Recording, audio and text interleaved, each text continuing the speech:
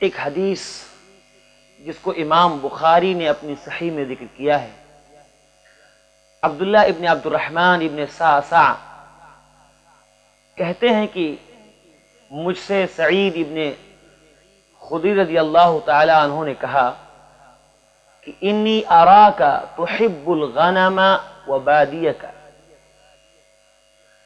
میں تم کو دیکھتا ہوں کہ تم بکری اور جنگل کو زیادہ پسند کرتے ہو، یعنی تم بکریاں چراتے ہو جنگلوں میں، تم زیادہ اس کو پسند کرتے ہو، تو جب تم جنگل میں رہو، اپنے بکریوں کے اندر رہو، فَأَذَّنْتَ، تو تم اذان دو نماز کے لیے، اور وَارْفَعْ صَوْتَكَ بِالنِّدَاء، اور اپنی آواز کو اونچی کرو، اذان کے ساتھ آواز اونچی کرو۔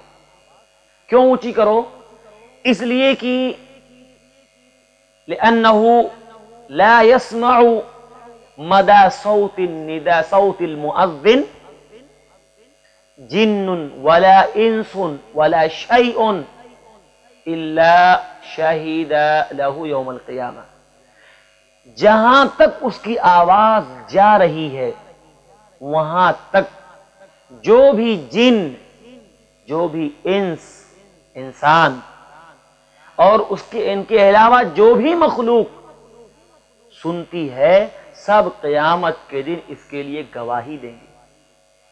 کتنی جامع یہ حدیث، کتنی اہم حدیث ہے کہ ایک آدمی کے لیے قیامت کے دن جنات، انسان اور جتنی چیزیں ہوتی ہیں، کتنی چیزیں ہوتی ہیں، شجر، حجر، درخت، پیڑ، پودے، ذرے، کتنے ساری چیزیں، جہاں تک ایک مؤذن کی آواز جاتی ہے، وہاں تک جتنی بھی مخلوق سب قیامت کے دن اس کے لیے گواہی دیں گے۔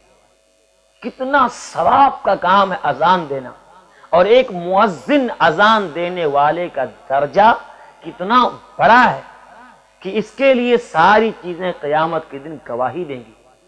اس لیے ہم سب کو اس کی اہمیت کو سمجھتے ہوئے موقع غنیمت جاننا چاہیے، موقع کی تلاش کرنا چاہیے، موقع ملے اذان دینا چاہیے، بہت بڑی فضیلت ہے۔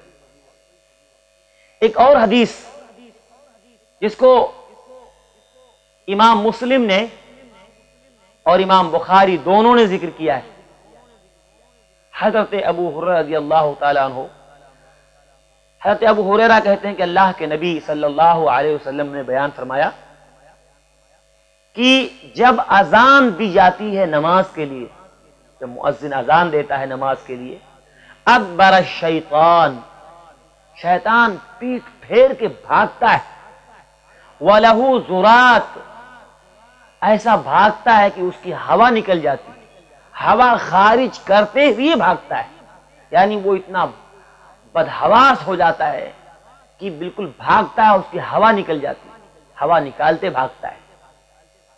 آپ فرماتے ہیں جب وہ اذان ختم ہو جاتی ہے، فَإِذَا قُضِيَ النِّدَاء، جب اذان ختم ہو جاتی ہے، اقبل، واپس آ جاتا ہے،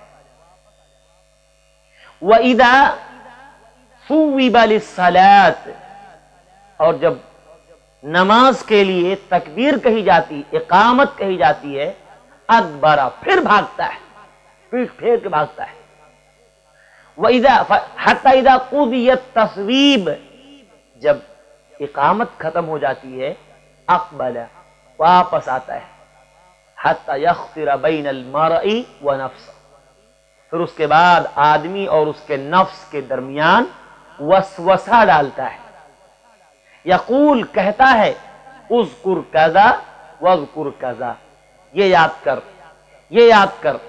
اللہ کے نبی کے الفاظ آپ فرماتے ہیں صلی اللہ علیہ وسلم، آپ فرماتے ہیں کہ آدمی کو جو چیز اس سے پہلے نہیں یاد تھی وہ بھی یاد کراتا ہے، جو اس سے پہلے اس کو یاد نہیں تھی وہ بھی نماز میں یاد کرا دیتا ہے، کہتا ہے یہ یاد کر، یہ یاد کر۔ آپ فرماتے ہیں یہاں تک کہ آدمی کا حال یہ ہو جاتا ہے، ما یدری کم صلی، اس کو نہیں معلوم ہوتا کہ کتنی رکعت پڑھا، کتنا پڑھا، کتنی رکعت ہوئی، ایسا اس کو کنفیوز کر دیتا ہے یاد کرانے میں، اور آدمی سوچتا ہے یہاں وہاں کی، ایسا وہ بھول جاتا ہے، اس کو نہیں معلوم کتنا پڑھا ہے. یہ شیطان کا حال ہے. اس حدیث سے کئی باتیں معلوم ہوئی کہ شیطان کو اذان کے کلمات بہت ناپسند ہے. اتنی تکلیف اس کو ہوتی ہے، اتنی تکلیف کہ ایسا بھاگتا ہے، اتنا ڈھیلا ہو جاتا ہے وہ کہ اس کی ہوا نکل جاتی ہے، ہوا خارج ہو جاتی ہے. اس لیے اذان کی فضیلت کو سمجھتے ہوئے ہم کو بھی جب موقع ملے ہم اذان کے لیے جی مت چورائیں، ہم سستی اور کاہلی مت کریں، اذان دیں. اتنی اس کی فضیلت ہے کہ آپ دیکھیے ایک روایت اور جس میں اللہ کے نبی صلی اللہ علیہ وسلم نے مؤذن کے لیے مغفرت کی دعا کی ہے.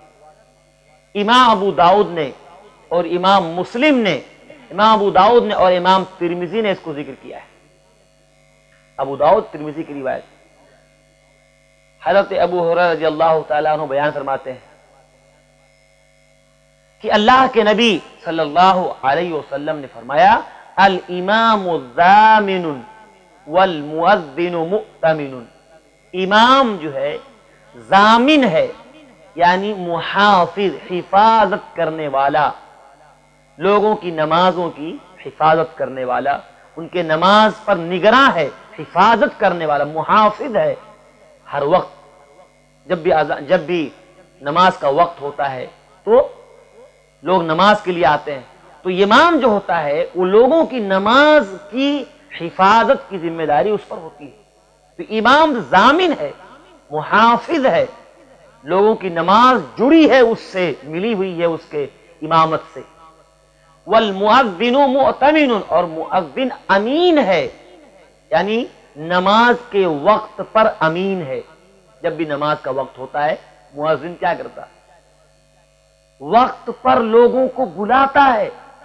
مؤذن امین ہے، امانت دار ہے نماز کے وقت پر، وقت کا امانت دار ہے. آپ نے دعا دیا اللہم ارشد الائمہ واغفر للمؤذنین. آپ فرماتے ہیں اے اللہ تو ائمہ کو، اماموں کو، اے اللہ تو اور زیادہ ہدایت دے، اور زیادہ بڑھا، کس میں؟ علم میں. ان کو اور زیادہ علم میں بڑھا تاکہ یہ ان کو اتنا علم آئے کہ لوگوں کی امامت کی ذمہ داری جو سنبھال رہے ہیں اس میں اور زیادہ ان کو سنبھالنے میں آسانی، ان کو علم دے اور بڑھا ان کو. واغفر للمؤذنین، اور اے اللہ مؤذنین کو، مؤذن اذان دینے والوں کو بخش دے. کون دعا لے رہا ہے؟ اللہ کے نبی دے رہے دعا.